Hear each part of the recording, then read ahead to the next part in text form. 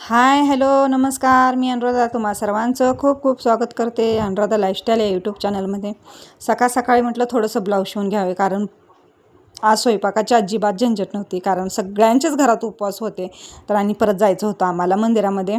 तर इथे मंदिरामध्ये गेल्यानंतर ना छान असं बघा, छोट्याशा चौकटीतून आतमध्ये जायचं, कारण मंदिराची चौकट ही कायम छोटीच असते. आणि का असते ते कमेंट करून नक्की मला सांगा.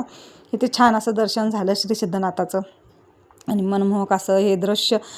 जेव्हा ते श्री सिद्धनाथाचं मुख पाहिलं ना, तेव्हा एकदम मनाला प्रसन्न वाटतं. आणि म्हणजे ज्या यात्रेमध्ये असं दर्शन होत नाही, सगळे गर्दी अशी इतकी असते की दर्शन अजिबात होत नाही. पण आता एकदम व्यवस्थित दर्शन झालं. आणि इथे पुरुषांची रांग बघा, किती मोठी रांग लागली, आणि एकदम शांततेत सगळं दर्शन होतं आहे. अजिबात काही गोंधळ करत नाहीत कोणी. एकदम व्यवस्थित दर्शन झालं. आणि आम्ही दर्शन घेतल्यानंतर ना एका साईडला बसलो होतो. आणि इथे भांग वगैरे दिली जाते, म्हणजे आपण घालायची असते देवाला.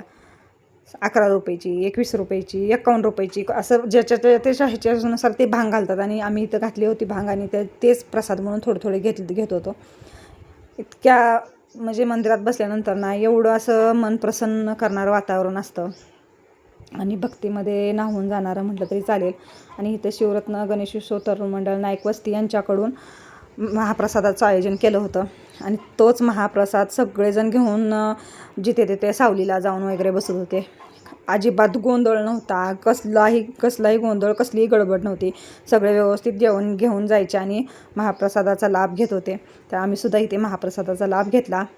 आणि आज महाराष्ट्र दिन आहे, तर महाराष्ट्र दिनाच्या खूप खूप शुभेच्छा.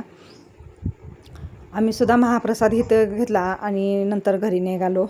कसा वाटला व्हिडिओ नक्की कमेंट करून सांगा. व्हिडिओ आवडला असेल लाईक करा, शेअर करा, आणि चॅनलला सबस्क्राईब करा.